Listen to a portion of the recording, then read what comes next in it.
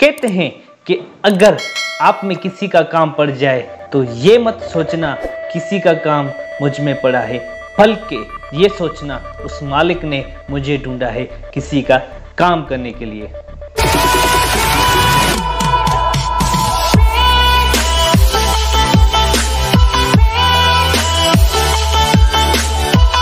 Hello, मैं हूं आपका विश खत्री और आप देख रहे हैं मेरा यूट्यूब चैनल। तो आज मैं हाजिर हुआ हूं एक दूसरी इंटरेस्टिंग कहानी के साथ। एक गांव में एक किसान और उसकी बीवी रहती थी, जिसने अपने साथ एक कबूतर और एक मुर्गी और एक बकरा पाला हुआ था। तो उनके घर में 2-3 चूहे आ गए। तो किसान की बीवी ने चूहादान अपने घर में रख लिया। तो चूहा कबूतर के पास जाता है और कबूतर से कहता है, कबूतर भाई, किसान की बीवी ने चूहादान रखा है, सो प्लीज मेरी हेल्प करो, कहीं मैं मर ना जाऊं। कबूतर कहता है कि ये तुम्हारा काम है, तुम मरोगे, इसमें मेरा क्या, सो जाओ अपना काम करो। तो चूहा मुर्गे के पास जाता है, मुर्गा भाई मुझे इस चूहेदान से बचाओ। तो मुर्गा हंसने लगता है और वो बोलता है, भाई मरोगे तुम जानो, तुम्हारा काम जाने, सो हमारा टाइम ना खराब करो, यहाँ से जाओ। तो फिर वही चूहा बकरे के पास जाता है और बकरे से बोलता है, भाई तुम ही हेल्प कर दो, किसान की बीवी ने चूहादान रखा है, कहीं हम मर ना जाएं।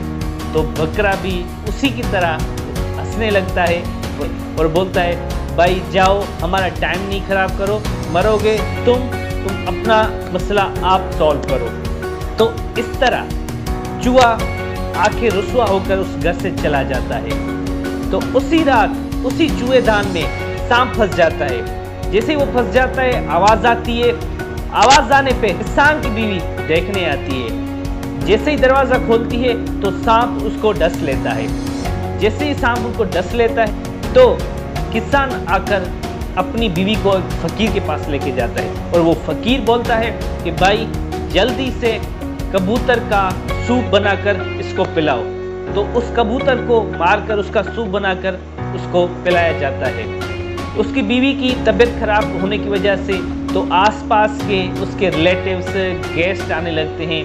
तो जब मेहमान आते हैं तो उनके लिए खाने की ज़रूरत होती है, तो उसके खाने के लिए उस मुर्गे को ज़िबा किया जाता है और मुर्गा पकाकर उनको बांट दिया जाता है।